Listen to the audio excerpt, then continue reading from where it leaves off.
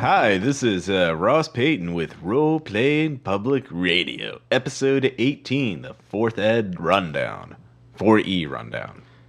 I never get tired of that voice, man, and well, until you've done it like for about 2 seconds, and okay, it's awesome. Now you stop. Okay, so 2 seconds. So About just long enough for you to introduce the episode, I think is about right. Then it's time to pull that boat over to the side. Okay, let's see. Speaking of boats, you might be wondering here we why go. this episode's a little late. Actually, last month, a couple weeks ago, I went on a trip. I managed to...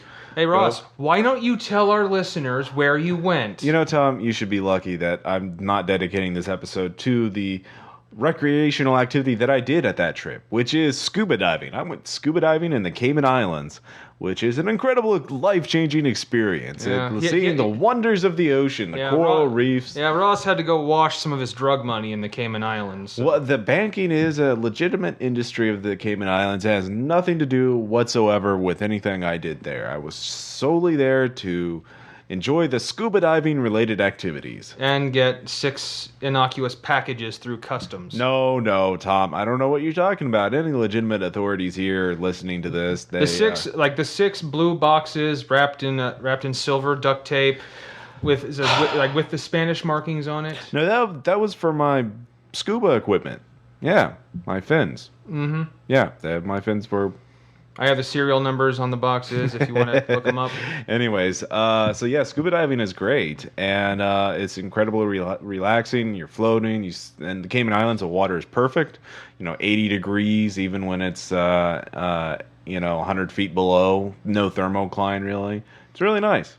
So as long as you're not a paranoid nut job who's worried like, oh my god, the shark's gonna get me. Oh my god. I didn't even see a shark, Tom. The Cayman Islands, it's sort of like the safe part of the Caribbean Ocean. There are those tiny fish that they'll swim into your penis and eat it. That's the Amazon River, Tom. They can live. This is the kind of thing people are concerned about when they think of scuba diving. Well, maybe the nut jobs. Well, you can get a wetsuit if that concerns you. Wetsuits, can protect you against such things. I know that, Ross. Well, I think I like sea creatures a little more than you do. Well, how many of you actually got to see, in their natural environment? I'm more passionate about them than you are. Ew, that's kind of gross, Tom. That's wrap your mind around that little statement. No, thanks. Do it. No, do I'm a normal person. Come on, do it, Tom, Ross. You're a freak. Do it, Ross. Anyways, what was that? What was that, Ross? What'd you call me? Come on. So yeah, scuba diving is a great activity, but the people here are not here to hear about your weird things, whatever those are, Tom. They're here to hear about gaming, and we have some gaming stuff. Of course, we're going to be going to Gen Con in, I guess, 11 days from now. It's starting up, and it's going to be awesome and incredible. We'll have some postings with where I'll be, at least for some of the point. I'm going to be at a podcasting panel discussion. Be running 2 games of Monsters and Other Childish Things, and who knows what else we'll be doing. So we'll keep you posted. I'll probably be wandering around the dealer room, a complete loss of all directional skills. Yeah. Until finally I can walk no longer, and I stagger toward an exit and look up at somebody and just say, "Pray for me." All right, Tom. We also have a new digital little field recorder, the Zoom H2, which is a neat little gadget. So we'll be getting some interviews. Ross was not paid by the company to plug the product. Just buy it on the Amazon. Click on our link. He loves it so much, he's doing a free ad for them. No, well, it's not really an ad. It's just a neat gadget. So we'll be having all kinds of neat stuff, live recordings from Gen Con. Yeah, and stuff. Chances are I'll even be involved in an interview there, so you can hear. Yeah, we'll try and set that up, and we'll have some RPPR swag for anybody who shows up there. So we got some nice little surprise for the people. So you'll hear interviews, such exciting questions like, so you think, Ross, help me out here. What? And I'll be too busy giggling watching Tom die in the interview. So then I'll have to resort to what I normally do and just say fuck. Yeah. Anyways, I'm sure the company representatives will love that kind of publicity. Actually, gaming, yeah, I think they would. Yeah, true. Speaking of interviews, we just did I just did an interview with the Goodman Games Adrian Pommier, who's organizing the Dungeon Crawl Classic Tournament. Did you get a chance to listen to that, Tom? No, I didn't, Ross. Yeah, and he's talking about that. What kind of nasty surprises they have in check for people there. They're going to have 160 players, 40 teams, and it's most of them are going to die in the dungeon that they're running. And God bless them too. Yeah, it's going to be fun. So I look forward to hearing the results from that. Also, if you're interested, you should listen to the interview so you can get an idea of what to expect if you're one of the unlucky or lucky, brave few adventurers to enter the dungeon. Let's see what else. Are you one of those adventurers, Ross? No, I didn't sign up for that. No one wants to hear your opinion. No, the 160 people, I would assume, would. Yeah, because they're all there to hear what you have to say about it. Well, I interviewed the guy. They have some survival tips in the interview, Tom. Oh, do they? Yeah. Huh? Which is what? Which is what? Bring money? No, don't be stupid. And bring money. Well, I wouldn't know anything. Well, if you're going to Gen Con, you should bring money. Yeah, well, to buy crap. Cool crap. Yeah. That you can buy elsewhere. It's not just it's not just a convention, it's a bazaar. Yeah. Yeah, it truly is bizarre. Let's play on words. Anyways. That's awesome. Of course, this is also summer movie season. We've been watching some of the big blockbuster hits. But really, we're only really concerned about one here now, aren't we? Yeah, I know. The one movie that's been defining expectations all throughout the world that has just caused audiences around the world to go nuts. Beverly Hills Chihuahua. I was talking about the X-Files. Ugh. Well, okay, that sucked too. Which I haven't seen, but I've read I've seen it. I've read spoilers on the internet, so I've basically seen it. Save your money. Yeah. Don't watch it. Yeah. It's not even a mediocre episode. Yeah. It's pretty bad. And I haven't even seen it, but I know it's bad. So wait, no, there's that other movie, that little indie movie that one with the guy. Yeah, the other guy. And the other guy the guy that died, right? Yeah. Of course. The Dark Knight Return, or The Dark Knight. The Dark Knight. Yeah. The Dark Knight. Well, okay, I pulled some strings and got into the little shitty theater to watch it. Yeah. Wow, what an awesome movie. God. It's not perfect, I think, honestly. It is a little too long, and the whole last act with Harvey Dent was a little sped up, could have used a little more breathing room. But all of that is immediately thrown to the side when I think of the Joker. Yeah, Joker was pretty pitch perfect. Oh yeah. What would be interesting? I read someone in the Film Spotting podcast describe the movie would be just as interesting, even more so, if it ended with the Joker escaping with his head out the police car. At an hour 45 in. Think about that. I mean, that would be an interesting movie as well. But anyways, yeah, the Joker, phenomenal. The new Hannibal Lecter, sure to cause countless fanboys to imitate him and quote him. It's too late. Every time my friend Andy calls me, we each answer the phone with a Joker quote. Yeah, so it's going to be beaten into the ground forever. By the end of August, it's going to be dead and tired and cliched. But still done. Yeah. Because it still will get laughs. Yeah, like Tony Stark building something in a cave with a box of scraps. Yeah. Remember that? Yeah, I remember. He could build anything. That's true. In a cave with a box of scraps. And if him and MacGyver got together. Yeah, think about that. Sequel. Yeah. Crossover sequel. So yeah, Dark Knight. Obviously great gaming movie. All kinds of great stuff you can rip off from it. You ever notice that no matter what kind of game you're in the mood for, you watch a movie like that, it immediately changes? Yeah. So you'd be like, I am ready for a good investigation game. You walk out of that. It's like, oh my god, that was awesome. Must do this. Must do it. Yeah. One of the interesting discussions on one of the email lists, I'm on the Delta Green email list, which is a modern day Call of Cthulhu thing, is the Joker as an avatar of Nyarlathotep. Nyarlathotep, of obviously the messenger of the outer gods, the great old ones. Sort of the Lucifer trickster figure of the Cthulhu mythos. Has 1,001 avatars. Likes to trick humanity into dooming itself. And, Joker... that fits that pretty well. Chaos. Yeah. You know, one thing I thought about the movie that I'm wondering, the Joker lies, right? He lies a lot. So, what, at the end, spoilers for the 5 of you who haven't seen it, the end scenario with the two ferry boats, which could have been a movie in of itself. You could have started a spin-off movie, with those ferry boats. Anyways, each boat has the detonator for the other boat, right? Yeah. What if the Joker lied and set the detonator to their own boat, so that when the people think they're going to kill the other boat, that they just kill themselves? Always a possibility. In fact, considering how the Joker lied about Rachel and Harvey's locations, because he knew what the Batman was going to do, so he lied to Batman, then, he could totally have lied to those people. Of course, we'll never know, since the people do the right thing and don't kill each other. Yeah. So... yeah, imagine that. well, it is a superhero movie. Punisher would just kill them all. Well, Not people on a boat, but no. he would have. What is it? Why do you have to bring up the Punisher, Tom? Because I do, Ross. Because you're just so jazzed over that new movie that's coming out, right? Hoping that we're actually going to get some actual killing in it. Yeah, it makes me happy, Ross. Yeah, imagine that. It makes me happy. Why can't you be happy for me to be happy? I don't know, Tom. Something about you. When I show you nothing but love. No, you don't. You show me nothing but contempt and. Oh, yeah. Yeah. I don't care what you think. Yeah. See, Tom, that's the Tom I know. And.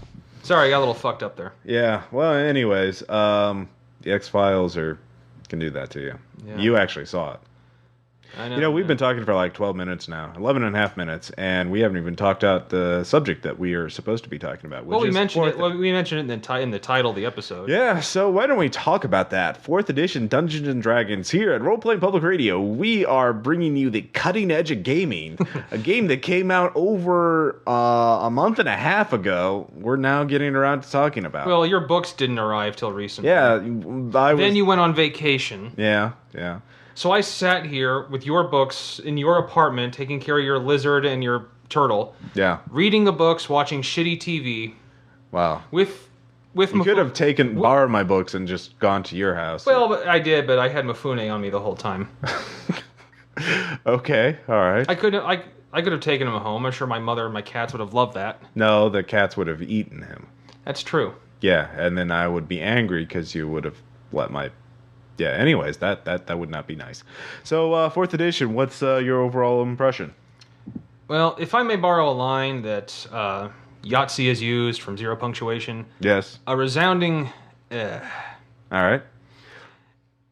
Once again, this review will be balanced out by the things I liked and the things I didn't like. Okay. And for me, the things I did not like outweighed the things I did like. Okay. Of course, you've never been the biggest D&D fan, to be fair. In the interest of disclosure. Yeah, well, depending on the group I'm with, I have had nothing but good experiences with most of the games you've run in it. Well, the 3X stuff. Yeah. So with you, if you suggest, hey, I'm going to run a D&D game, I'm there. Right. If some other people I know run them, I'm like, oh yeah, I got to do something that isn't playing games with you. Okay. You're picky. I go for experience. If I have bad experiences with a GM or a player, right, it sticks with me. Okay, fair enough. That's actually a good, bad gaming is worse than no gaming. So keep that in mind. But, I'm sure there were things you liked and didn't like. Overall, 4th Ed does what it wants to do very, very well. Combat is much better. Combat, traps, and skill. Combat, traps, and skill challenges, which is their miscellaneous. The trifecta. Yeah. The problem is if you try and step out of that boundary, it becomes very undefined. I mean, there's like nothing there. Everything a character is defined in D&D almost solely by their combat powers. Mm-hmm. And all the different powers you can choose are almost all combat powers. So for me, running a 4th Ed game is going to be a lot different than running a 3X game, where a 3X game, I think of the story, I think of the environment. In this, I'm going to be thinking about what type of fights do I want to run. And so it feels like it wants to put you in that box, that little, do combat from point A to point B type dungeon crawl very much. And if you try and get outside that box, you're basically going to have to wing it, which for, a little, I could understand for some generic game that's written by a single author, but this is D&D that should have better support for non-combat stuff, abilities and powers and skills and whatnot. So, and again, of course, both of us are going to be a little off of it because, as Tom said, we're used to 3.x. And I remember back in the day when I was switching from 2nd edition to 3rd edition, I felt a little off-put at first because I felt I was so used to 2nd edition and, power gaming the hell out of it. Yeah. Skills and powers. Fan of THAC0. Yeah. Well, let me just tell you, skills and powers, oh my God, that was the Munchkin dream. Did you ever see that book? Yeah. Okay. Did you ever look through it or anything like that? You have any more as a reading thing than as research. Skills and Power is the 2nd edition D&D book where you could customize characters, build your own kits, and basically build a wizard with healing power or a cleric with death strike or any number of things. I mean, you could basically min-max your character so that he could kill anything, and that was fun to engineer precisely built death machines with it. So can't imagine you doing that at all. Yeah, exactly. And so when 3Ed came out, and I was like, I don't like this. This is kind of weird. AC goes up? What the hell is all that about? So I remember that same sort of feeling of discombobulation. And 4th Ed, obviously I'm feeling a little reminiscent, experience. Right. So part of my 4th Ed experience, I'm sure I'm going to grow into it a little better. I'm just slightly disappointed that they focus so much on combat. I mean, I understand combat is the heart. That's one of the biggest part. That probably is the biggest part of it. Yeah, but it's not all of it. No, it's a big part, but not the entirety. Yeah, and like 90% of the rules all deal with combat. At least 90%. I would say at least, yeah. Yeah. Every monster is defined by their everything is defined by what their role is in combat. And so it's not even really a role-playing system as it is a board, a war game. A miniature war game. Yeah, extremely elaborate. Or a strategic RPG, like Final Fantasy Tactics or Battle Ogre or Operation Darkness. Or can't go one episode without mentioning that, can you? Well, it was only one episode ago that I mentioned it originally. So, but you're going to keep mentioning it. I guess. It's a Werewolves fun game. And bazookas. Punching panzers to death. So 4th Ed. Anyway, so that's my overview. I've played several games of it. I've also run one game of it. Tom's. I've been in one game. The one I ran. So Tom, why don't you talk a little bit about your experiences playing it first? Well, first of all, I am man enough to admit that I was rolling for shit. So I'm pretty sure that influenced my experience. I'm pretty sure that if I was rolling extremely well all night, I would have a much more positive spin on it. As it was, I didn't. I know that's going to affect it, but I made the mistake of choosing the fighter with the defender, speciality. Mm-hmm. Wasn't a whole lot of defending going on.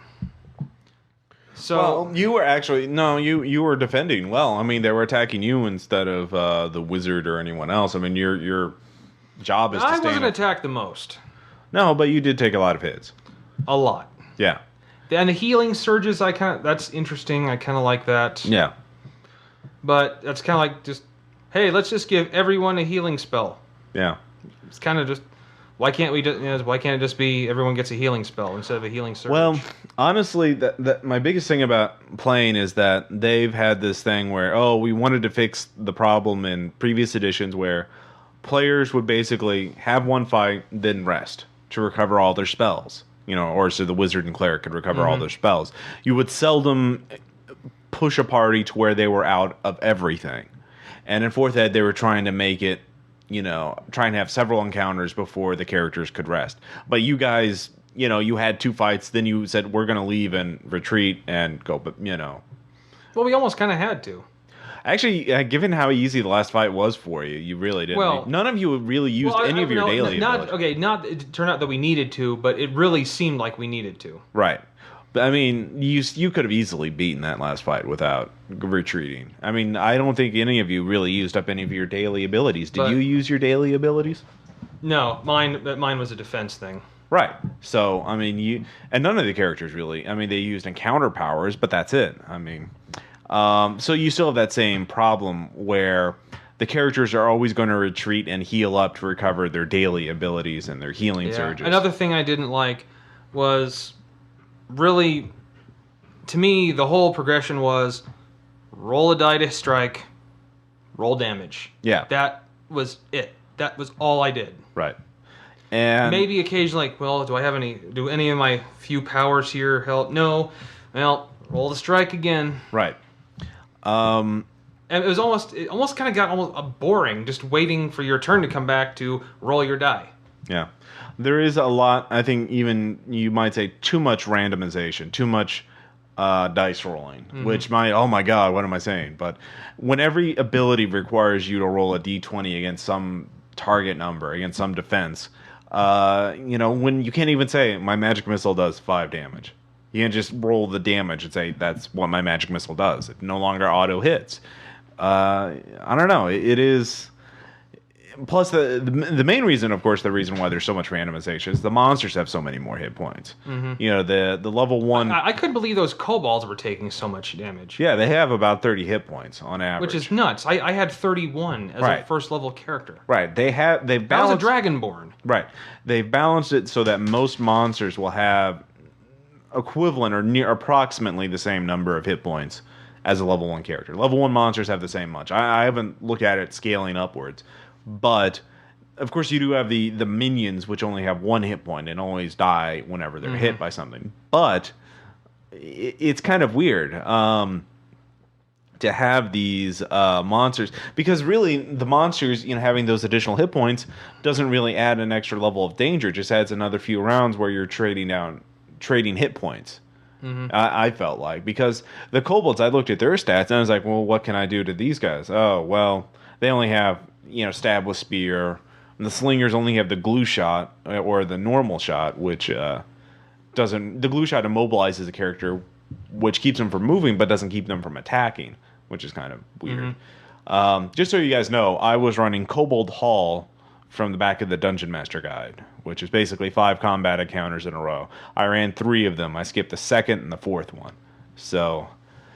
And I modified them a little, like I added a scorpion to the level 1 and removed one of the kobolds from the first fight, and I changed the layout of the rooms. But there didn't seem to be much need to flesh out your character. Yeah, well, first of all, I think anyone who writes a full page history of their D&D character is missing kind of the point. At level 1, yeah. But in this one, more than 3.0, 3.5. It's just, I'm a dragonborn who's a fighter. That's all you need. That's all you should have. Right. Well, and to me, that's not the way I like to do things. Yeah. Well, that's D&D, though. D&D has always been like that. But 3.5 and 3.0, you could. Well, this one, almost seems like you really can't. At least with this one, I was involved with. Yeah, I don't know. It is kind of interesting. Running the game...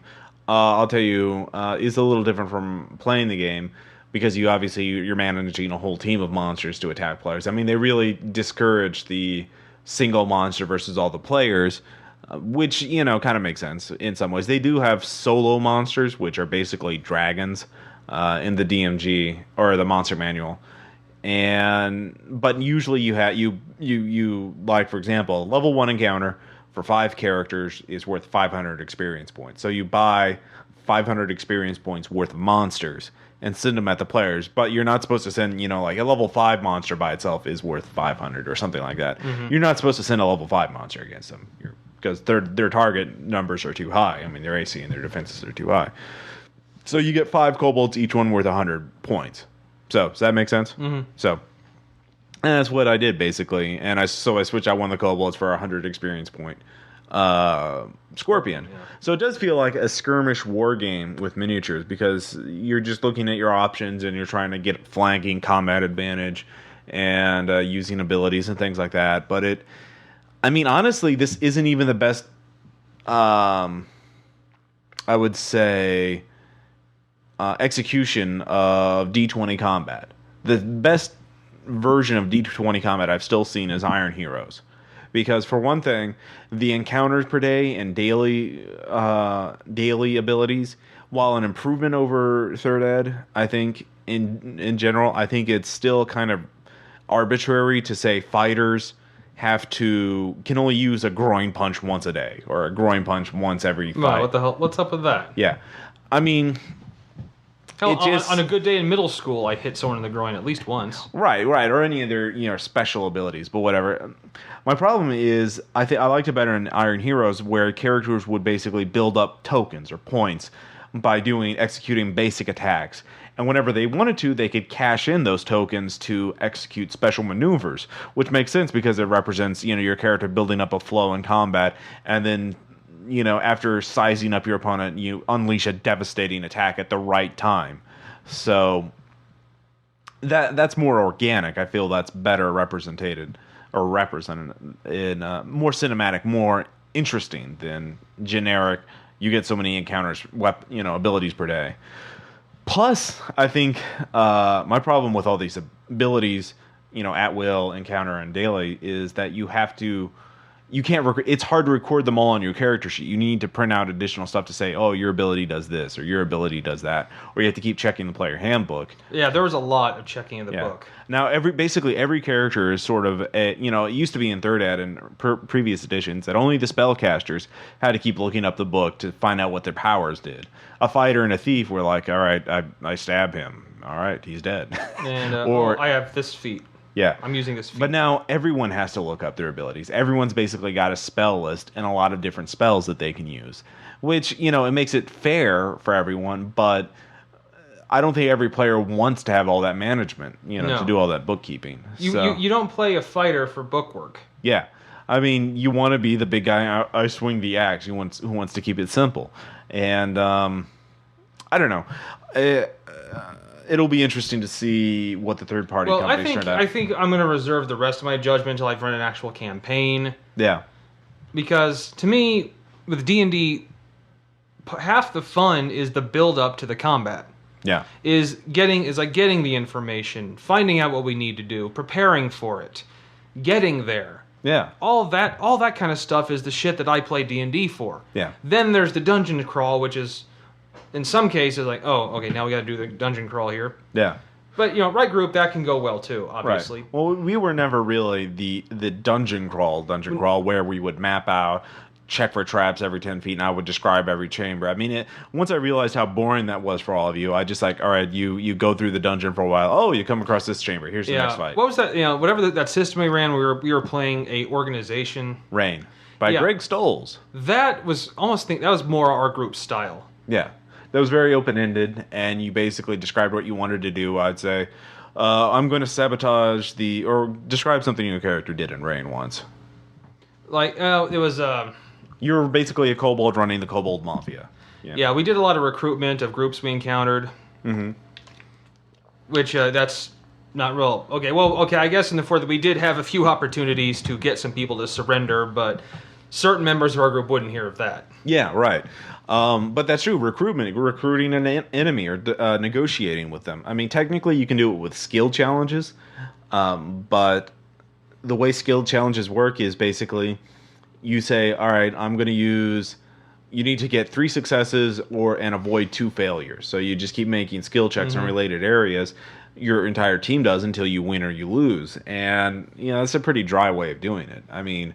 recruiting an enemy also, there'd be like, I cast charm person, or I use my diplomacy, or blah blah blah. And of course, in diplomacy, I like using that because you can make a roll, but I like especially what you do is like, but you kind of have to tell me what you're saying to this person. Not you can't just go, right, I succeed. I mean, and of course, the defenders of fourth ed are going to say, well, you can still do that in fourth ed, and obviously, but I feel that the system's rules and theme and settings and whatever they write influences what type of game you run. It almost seems fourth ed needs almost just a supplement for social stuff. For non-combat stuff. Yeah, it almost needs another book for that. Yeah. Is what it seems to me. I mean, not just, talking to people, negotiating like a race. I mean, you can't really run a race. I mean, you could say, yes, a skill challenge, an athletic skill challenge. I mean, but that's kind of to say, oh, you roll 3 d20s.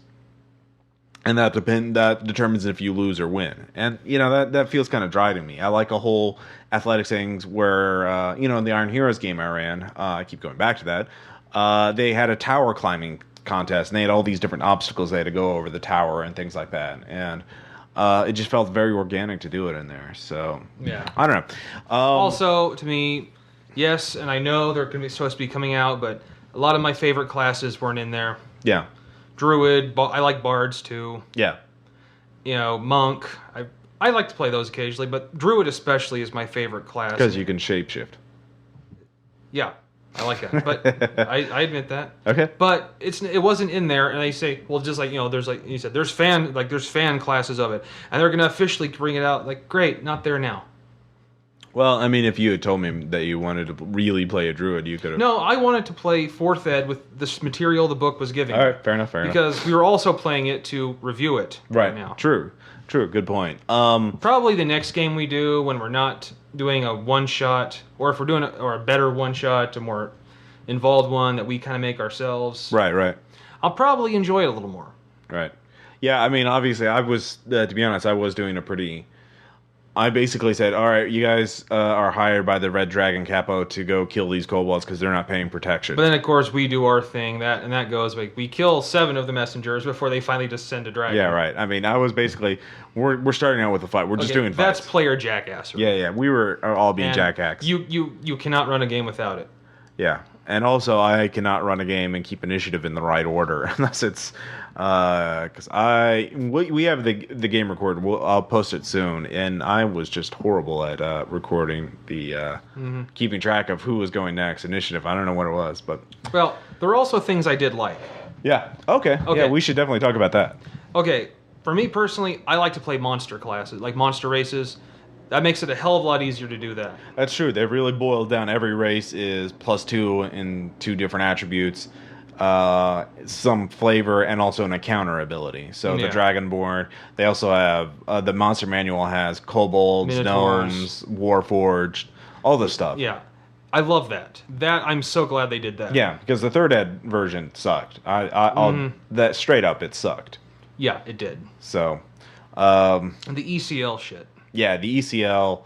Yeah, I'm a level 5 troll. Whoop-de-doo. So. Yeah, then Savage Species came out where you can actually level yourself up. Well, yeah, that's what I'm talking about. But shit, why bother? Yeah. So, all right, that's good because they were always weaker than just normal characters. The way it worked out, they had fewer hit points. They just sucked. So yeah, that was a flawed implementation of the rules. One thing that I find very interesting is obviously 3rd Ed had the OGL, the Open Gaming License, where anyone could use it and create their own open gaming product. So we had all these, plethora of D20 systems that came out, like Spycraft, Mutants and Masterminds. My personal fave.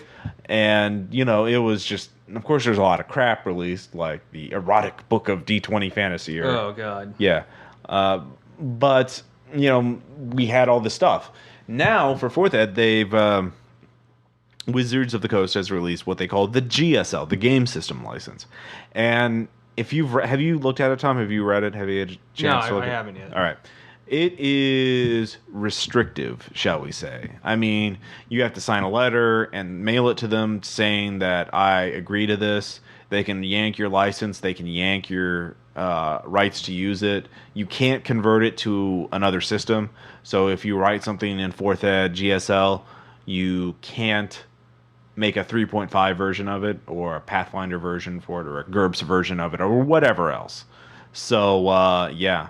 And there's a lot of stuff in there. Now, what's interesting is apparently U.S. copyright law does not prohibit people making compatible material for any game system out there.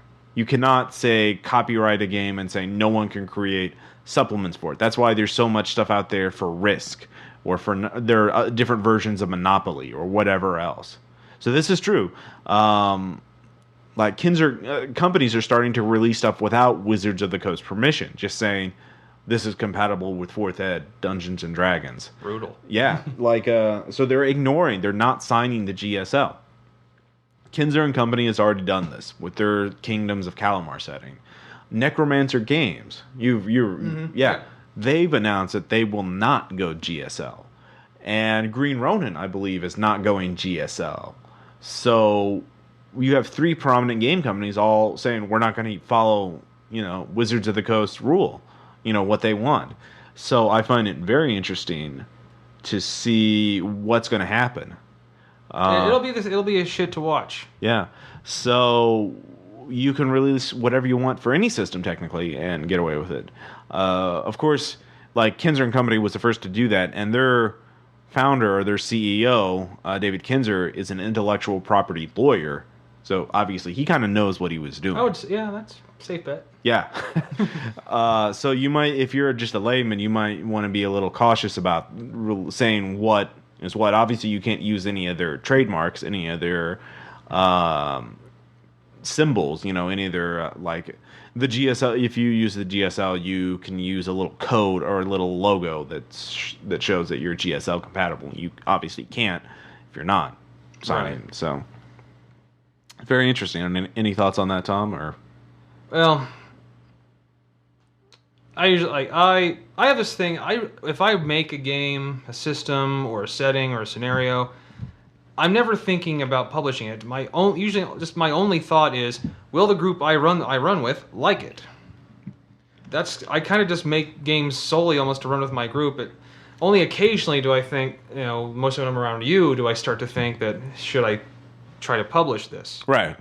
And then I crush your hopes and dreams by critiquing them, right? No, actually, you've been fairly pushing me like, Tom, just submit something. Come on. That's true. Because I want to see you crushed by a third party. No, really. I'm supporting. You don't want to see me crushed by a third party. You want to crush me. Yeah, well, setting up to knock you It's like punching out an 8-year-old. Yeah. Satisfying, yes. So we're getting off topic. But it will be interesting to see what's going to be happening, what's going to be released at Gen Con. I can tell you that much. Yeah. I'm pretty sure a couple of people will be talking about 4th Ed there. Yeah. A couple, Yeah. Maybe the Wizards will show We'll have to find the table where they sit. Yeah, the one table. I don't think they're going to have, So we have quite a bit of stuff that of interest. So I'm pretty sure in some future episodes we'll be revising our. Oh yeah, we'll be talking about 4th Ed. I'm going to be writing some 4th Ed material for Goodman Games. Probably. I mean, I already technically have. And I will still, if you work up like maybe not a one shot, but like a small campaign that we can do a few sessions. Yeah, again, part of this is that we're unfamiliar with it, and once there's some better third-party material out there, some better support material, and once we're more comfortable with the rules, I'm sure we'll be just fine with it. So, it's just overall, I feel it's trying to force you into a specific model of gaming, a specific type of adventure, a specific type of campaign, and I just it does that model very, very well. It's just if you want to do something outside of that model, you're kind of SOL. So yeah. Just say shit out of luck, man. Well, I like SOL. Fine. I think it's SOL. classic. That's the name of this. That's the name of this son. Yeah. Well, no, that's soul. SOL. No. That's how it's spelled, Ross. Well, yes. That's how it's spelled. Yeah, but you don't say. Can you acknowledge me and tell me that that's how it's spelled? Your name is Tom, not Tom. Hi, Tom. How are you? Through a good part of 7th grade, it was. Really? Or they called me Mott. Just Mott. Yeah. How you doing, MOT. Mott? All right, that's your new name. You call me that, I will hurt you. I'm gonna write that on the show credits. Don't. Well, I'm the one who writes all the shit. You don't want a piece of this, Ross. You seriously don't. Oh, we're getting off topic again. How you guys doing out there listening to our banter? Not that you can really respond to us since this is a recording. Well, they can write in emails and stuff. Well, they're not going to respond to that question right now. No, they aren't. That'd be cool, though. That would be creepy. I'd run in fear. Yeah, pretty much. Yeah. You'd never leave this place again. No, they would have to have a listening device, and this is the most retarded I think we've ever gotten on the show. This tangent. Oh, come on. This is the most retarded tangent. The lifespan of this show is still young. I'm just saying so far, you think this is the most retarded we've ever been? Yeah, no, don't you have a letter coming up? Yeah, I probably do. All right, we'll be back with Tom's letter And more retardation. yeah.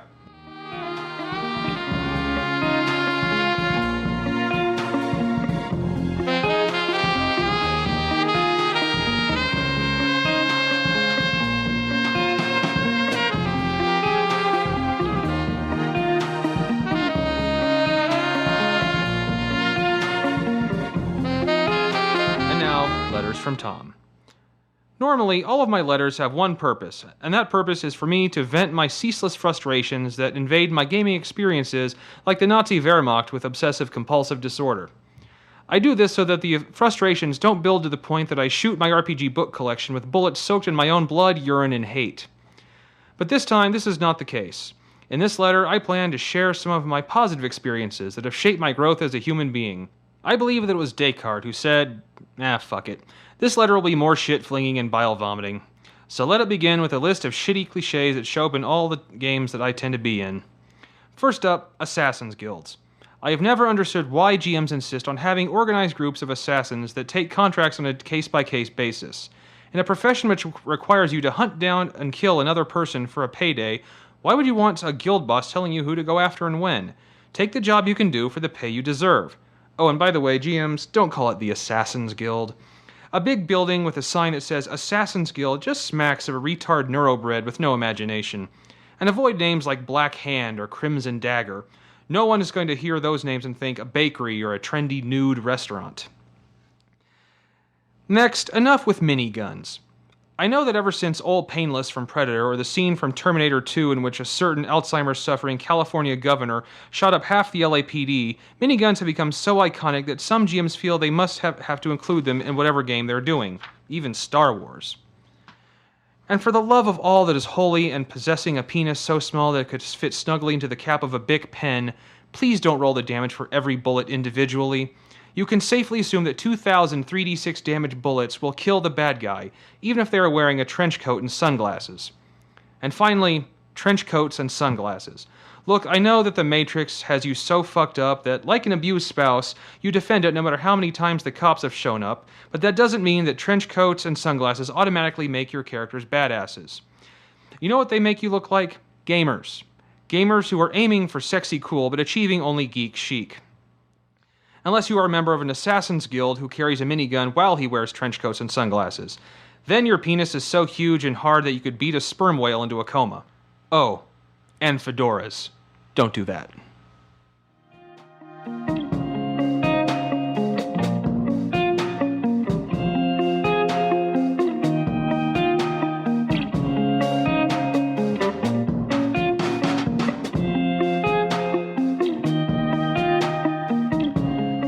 Anyways, Tom, that was surprisingly entertaining by well, standards. I try to please because, that's all I have. Aw. Although, your bit about do the job you can for the pay you deserve. Have you been reading Ayn Rand? Are you some sort of libertarian, Tom? I guess. Does A equal A? Sure. You didn't. I really trying to ignore what you say. Would you protest government regulation of the assassin industry? Would you support deunionization of the assassination industry? I'd say that free enterprise is free enterprise. Oh, so you are a libertarian. Are you voting for that most awesome of candidates in this presidential election? Ron Paul. Ron Paul! Ron Paul. Hi there, Ron Paul supporters. Get over it. We feel. Actually, we get think, over it. Ron, political philosophy was notwithstanding, his supporters are funny. They are. They're entertaining. Their signs are still up. Although now they're technically supporting Bob Barr, who's polling at 2%. Whoa. Well, he's on tied his way. with Ralph Nader. He's on his way. I know. Anyways, they're canceling each other out. All right. So there's some cosmic justice or balanced kismet karma in the universe. I don't know. Chocolate cake, maybe. Yeah, right. Random words. Yeah, Random we're words. just going to say. Anyways, shout-outs. We had some shout-outs. Anyways, first off, I have a graphical roguelike. Roguelikes are, of course, like Dungeon Crawl, the video game where you create a character, go in the dungeon, and die, and then there's no and die constantly. Yeah, and you can't, if your character dies, your save game is erased, because that's how hardcore it is. This is called Alona. This is actually a Japanese roguelike with graphics that's been translated into English by fans. And you can kill monsters, you can die, you can have pets, and you can marry your pets, you can have children with your pets. You can die randomly in a lot of ways, although you do. You are going to have the link to this up then. Oh, what? Marry Pet? Oh, yeah. I'm going to marry Mr. Bear. I'll name him Ron Paul. Yeah, it's pretty entertaining. I haven't played it very much, but it's pretty bizarre and violent. And so, yeah, there's that. So that's my first shot. What's it called? Alona. Alona U? No. Alona U. Just Alona, Tom. I'm racist. I'm stereotyping Japanese people. Yeah, I saw that, Tom. I see what you're doing. I've seen that shirt you have. Well, yeah, that's how they actually pronounce it in Japan. Alona would be pronounced Alona. Ooh. Yeah, right. We're just being, yeah. Anyways, who's next? What's next? You got one? Yeah, I got one. Actually, another DVD box set I bought. Yeah. The complete series of Kids in the Hall. Wow. I'll have to borrow some of those. I love that show from when it first came out on HBO in the early 90s. It is pretty entertaining, I have to tell you. Yeah, I'm crushing your head. I'm crushing your head. I am crushing. Oh no! Yeah. I was actually crushing Tom's head, in case you didn't know. I'm crushed. Yeah, your head is. Indeed. Anyways, so yeah, I'm so glad that was released a long time ago, but it was a pussy. Finally got around to it. I was a pussy. I didn't buy it, and Best Buy actually had a copy. I found one buried in the back behind some other stuff. Okay. It was buried behind a King. It's like King of the Hill stuff. Okay. That's almost ironic, I think. Well, kids, king. But the thing is that like the lady at the checkout couldn't ring it up because it technically wasn't in their system anymore. Dude, you just found a glitch in the Matrix. Deja vu. Yeah, exactly. So that's a thrilling story of buying something in the store, Tom. I didn't think it was very thrilling, but good God, if you found it thrilling, then... Anyways, my next shout-out goes to The Demon Rush, a independently made video game, computer game, from Something Awful Goon and the Something Awful forums, and it defies description. It has Hebrew character set support, printer support, DirectX 8, DirectX 9 at the same time. Has characters such as Boom Crack Tackle and Cherry Venus. And there's been a fan base developing on these SA forums. I'll link to the trailer so you can see how awesome it is. There go my nipples again. Yeah. So, you got another one? Yeah, pretty lame. Probably everyone in the world's about this, but the Spore Creature Creator. Yeah. You know, it's delayed, but here's some appetizers to tide you over till it comes out. Exactly. In 2015. Damn it. And dude, the world's gonna end in 2012 in December. Yeah, exactly. So fucking Mayans. It'll be like that Twilight Zone episode where there'll be one guy left. It's like it's done. Then your glasses will break because it'll be you. Oh. And then it'll be just like, that's not fair. Snap! I hate that. I know, but that's good. That's a pretty crappy apocalypse. Yeah, well, what can you do? Anyways, but yeah, it's fun. I'm a huge, well, as you know, I'm a huge fan of monsters and games, movies, books. Yeah. And I didn't design penis creatures, which tends to be you kind of need to do that apparently. Well, that's judging from pictures on the internet, that seems to be the comment. But I did not do penis creatures. No Wang monsters. No. Okay. Though I did do I did do like the land shark from Saturday Night Live, though. Walking shark, though. I found someone beat me to that by like 3 weeks. Yeah. So I was even gonna post it on YouTube, and then I saw that guy's. I'm like, fuck you. Nice. I wasn't even trying to steal it. Yeah. And by proxy, I stole it. Oh, poor Tom. Well, you can independently create things. Don't you understand anything? Half the time, no, not really. Okay, just like this show. It's really just bullshit. Anyways, so what's next? Lastly, I have one more, and that's scuba diving, the Cayman Islands. That's a great thing you should do. Try out. Speaking of land sharks. Yes. Well, I didn't see any sharks. I saw a stingray though. So octopus. I actually got to meet an octopus, touch it, Say hello. Yeah, basically it's night dive. You know, they're considered about, I think, the third most intelligent animal in the world. It seemed pretty smart. It just chilled out, changed colors. Yeah. I think besides the dolphin and the parrot. I'm getting some photos. A friend of mine had a big old giant underwater camera mount and things. He took some photos of me diving, so I'll post those on the site so you can see how great of a diver I am. So you met an octopus, huh? That's gorgeous. And sea turtles. And sea turtles. Yeah. And fish. There's fish in the water, Tom. There's monsters in the school. Another catchphrase we have. Another inside joke. Of course, finally we have anecdotes. Everyone's, well, probably not your favorite, but guess what? It's part of the show, so deal with it. We got some first from a viewer of ours, little fan, Alex Green. Well, not little, but you know he's. Well, we haven't seen pictures. We haven't seen pictures or anything. No, he's on Facebook, Tom. Oh, is he? He's on the Facebook. Well, is his height listed? No, but it looks normal. Send us your height so we can know if we can call you little or not. Well, that's then again, sort of demeaning. Comparing to Ross, everyone's taller than he is. No, he's just a little guy. I'm 5'10", Tom. That's yeah, I know. You suck. No, that's I'm 6'4". Well, you're taller than average, Tom. You see how that works? You call me a freak now? I guess. It's on, Ross. Okay. You and me. All right. I didn't know that anything shorter than 6'4" was little. When the revolution comes, you will not be spared. Well, I see, Tom. So, anyways, Alex writes, it happened 4 years ago, on a Thursday night, when some friends called me over to help them drink all the beer they had bought.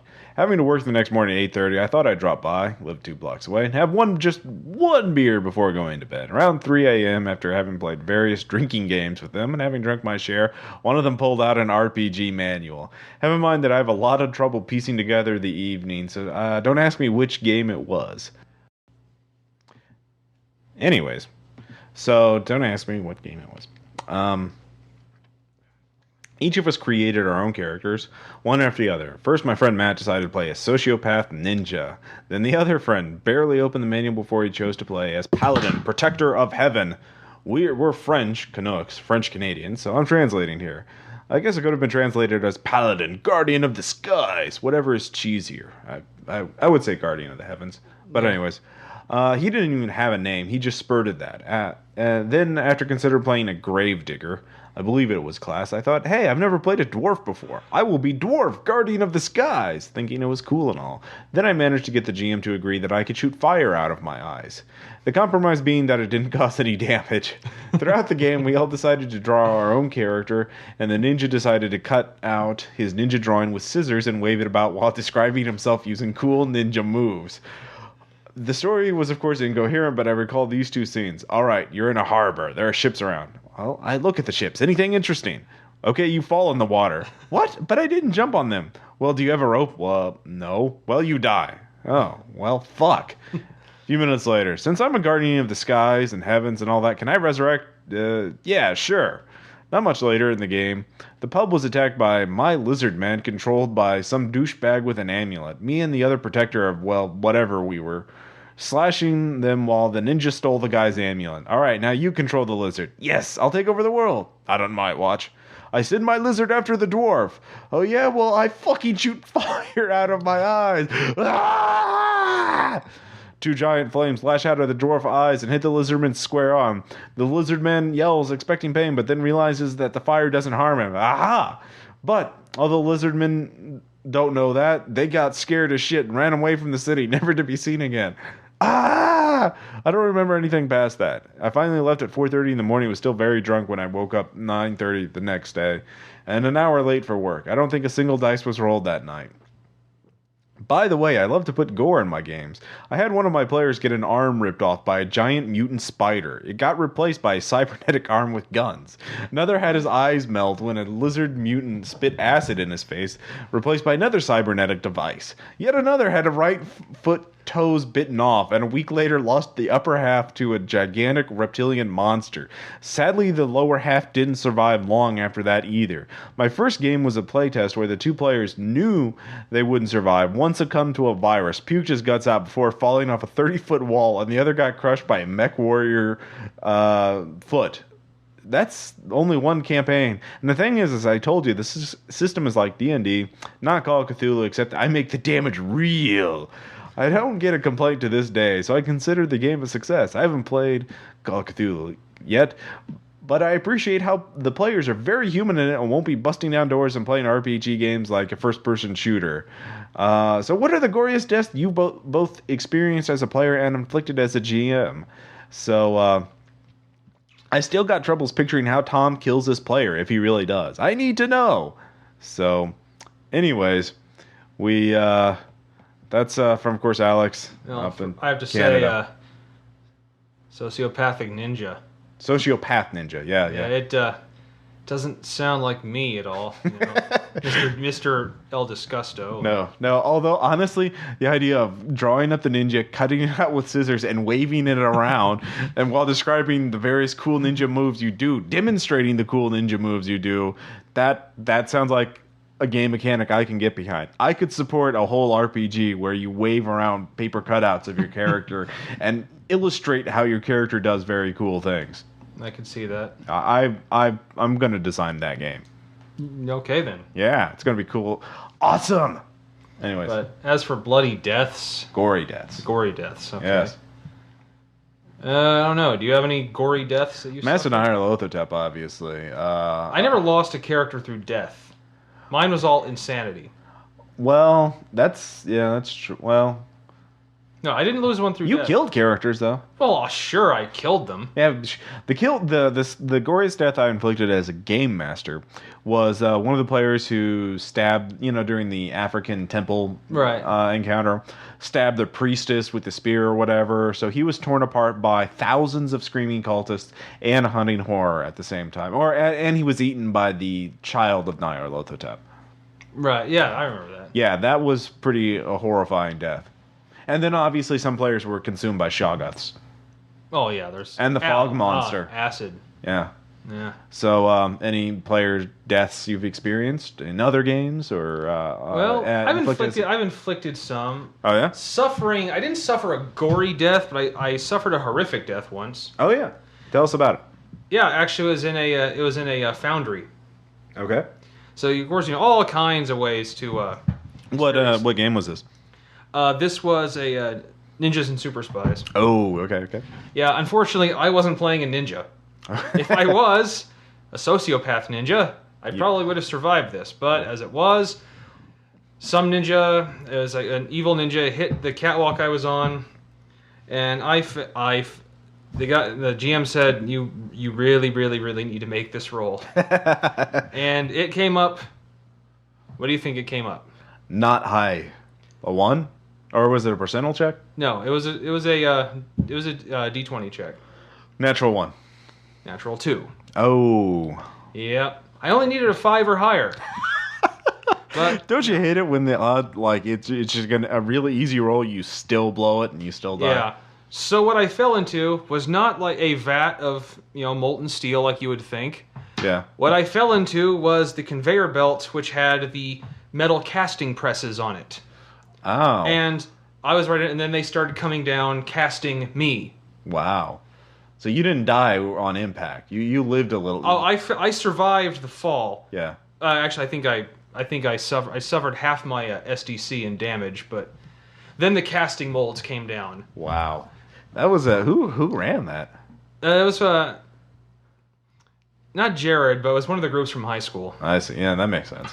And of course, he made sure he made very clear that and it was only the last one that finally hit my head. But I was alive right up until that last one. Were you in the first Yakuza game? The one that ended in a TPK? Yeah, dude, I was the leader of the team. Yeah, how'd you die in that one? I was gunned down. Okay, gunned down. Still good death. Just gunned down. Inflicting death, I inflicted a heavy machinery death on somebody. Oh yeah. Have you seen read the Stephen King short story or seen the movie The Mangler? Yeah. I've heard of it. Yeah, I killed someone that way. Wow. And I was doing the thing, probably the merciful thing, like I was telling him over and over before he did this, you're sure you want to try this? It is extremely dangerous. And he's like, yeah, I'm really awesome at this. Are you sure? He's like, okay, make your roll. Just so you know, if you roll lower than a 7, bad things happen. He's like, I got this. 3. In some ways, those are the best deaths because there's nothing. The player's so totally screwed himself that there's like. I didn't even. Yeah, it's one of those. I didn't even say sorry, man. I just give me that sheet. I actually didn't tear it up. I just okay. I just stuffed it in my folder. He's done. Wow, nice. I like that. So yeah, those are just a few of the gory deaths. No, I remember. I said, yeah, your character flat as its character sheet now. Nice. Nice. So those are just some of the gory deaths we've inflicted and experienced. Of course, I think I don't get to play that much, so I haven't died that much. Last death I think I really experienced as a character was falling off the Zeppelin last year. So. Which, the look of joy on your face was wondrous to behold. That was pretty fun. I mean, it was like what about that was about 12:30 at night in the game. Oh, there were 4 hours left, and I just took over the last NPC soldier. So yeah, it was good times. Good times by all. All right. So those are some of the gory deaths we've felt over the years. Gotta remember that game. That none of us dared to actually do a funny German accent because one of the players was actually German. Oh yeah, I forgot about that part. And Scott Glancy, we'll be running some games at Gen Con. Maybe we can actually record one. Yeah. That would be a coup. That would be awesome. So we'll see how that goes. Of course, he's playtesting New Adventure, so he might not want to release the material at the exactly. time. So, anyways, you have some other anecdotes, don't you? Yeah, just a quick one. All right. This once again involves the duo of David and Aaron. Aaron being the doormat, David being the psycho. Yeah. It was a situation. This was my Iron Age Mutants and Masterminds game. One session we were doing, they were trying to get on board a ship in the harbor of Freedom City that they suspected was a weapon smuggling ship that had a nuclear device on it. All right. So, and they went in with a team of SAS who... The SAS, of course, these were military people that did not like heroes, who said, if you must come along, remember, this is the captain of the team said, this is my command, you follow my orders. And all around, okay, all right, we'll follow your orders. So they got to the shipyard and found it crawling with armed thugs. The SAS guys told them to wait here, we'll reconnoiter, and we'll call you in when the coast is clear. Aaron, playing a character used to doing things on his own, goes off on his own. And shit happens while he's gone, and the captain's trying to reach him to find out where he is. He doesn't answer. When he finally gets back with them, I have him make a quick notice roll, which he doesn't do well at. And as he doesn't notice just as the captain comes up to him and smashes him across the face with the butt of his MP5. And I actually got right in Aaron's face, as the SAS guy is saying, if you ever disobey my orders again, I will shoot you right here. And the look on his face was so surprised that I said that to him. Nice. So, and then he tried to argue with the captain of the SAS team. Wow. So did the character die? Was this another gory death? No, I had one of the other SAS guys, one of the enlisted guys, just come up and say, he's like, dude, let it go. Yeah. Seriously, just stop talking right now. What power level was the captain compared, and what was Aaron's? Aaron's was power level 10. Yeah. But all of his abilities, he didn't have any powers. He was all training and non-lethal weapons. I see. And the captain had an MP5 in his face. So it would have killed him. Yeah, and it's Iron Age, so all the damage everyone with guns is doing is lethal. I see. Interesting. And it was also another part of that. David, who was playing the psycho cyborg, he doesn't think I'm actually going to kill him. So when I inflicted enough damage to actually kill him on his character, he also had that look of surprise. Just, how can I be almost dying? I forgot to take regeneration. I'm actually in danger of dying here. Nice. It was Good game. The little warm, fuzzy moment for the For me. All right. So, of course, now that we have the digital voice recorder, we might be getting, or field recorder, we might be getting the some actual play sessions from you, Tom. Yeah, actually, my friend from Seattle has come back for about 3 weeks. We'll be doing some of his own game system, which I actually happen to really like. The one where you can make your own worlds and shit. Yeah. Yeah, he'll be doing one, and I'll be doing some that I run in the system. So I'll record some of those from that game system in that group. So, of course, last but certainly not least, we'd like to give a big shout out to the Bear Swarm podcast for Rob and Mike for playing with us. D&D 4th Ed game. We'll have the actual play session up pretty soon, but they were good sports about it. Absolutely. Crammed into a small room with us for a length of time like that. Yeah, and of course, obviously, they could put up with my initiative Alexia, my total inability to remember everyone's action for each turn. So that well, I'm sure they'll forgive you eventually. Yeah, so we'll put a link up to the though. podcast, and we'll be talking with them, probably doing some more collaboration on future podcasting goodness with them in the future, because they've got more microphones than we do. So that's a big asset. We will overcome. Yes, and of course, Metagames Unlimited for having that awesome room in the back where we can play. That truly isolates you from everyone else. Yeah, soundproofed and everything. It's pretty K-rad, I'll have to say. Absolutely. So, again, this has been episode 18 and the 4th Ed Rundown. This is Ross Payton here. Tom Church as well. All right, we'll see you next time.